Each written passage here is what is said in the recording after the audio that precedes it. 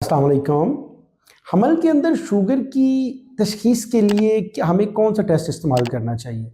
ये जो चीज़ हमारे पास ड्यूरिंग प्रैक्टिस आती है कि ऐसे लोगों के बारे में कि जिनको नई हमल के अंदर शुगर स्टार्ट होती है और वो मुख्तलिफ़ किस्म के टेस्ट करा रहे होते हैं। आज हम डिस्कस करते हैं हमल के अंदर शुगर के तशख़ीस के लिए कौन सा टेस्ट इस्तेमाल करना चाहिए।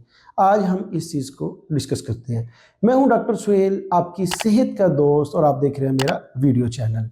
अगर बात की जाए गेस्टेशनल डायबिटीज़ की, ऐसी शुगर जो हमल के दौरान स्टार्ट होती है, अगर उसकी तशख़ीस की बात की जाए तो मुख्तलिफ लोग मुख्तलिफ टेस्ट करवाते हैं।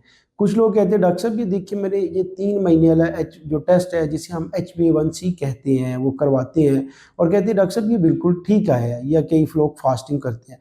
अगर देखा जाए इस सेंस में कि हमल के अंदर जो टेस्ट यूज़ होता है जिसे हम गोल्ड स्टैंडर्ड कहते हैं, जो यूज़ जिससे हम हमल के अंदर होने वाली शुगर का अंदाज़ा कर सकते हैं, वो है oral glucose tolerance test, OGTT। इसमें होता ये है कि हम मरीज़ को सुबह निहार पेट बुलाते हैं, उसको ग्लूकोज़ का लोड देते हैं 75 ग्राम का। पहले उसके पहले शुगर चेक करते हैं फास्टिंग में, फिर 1 घंटे बाद, फिर 2 घंटे बाद।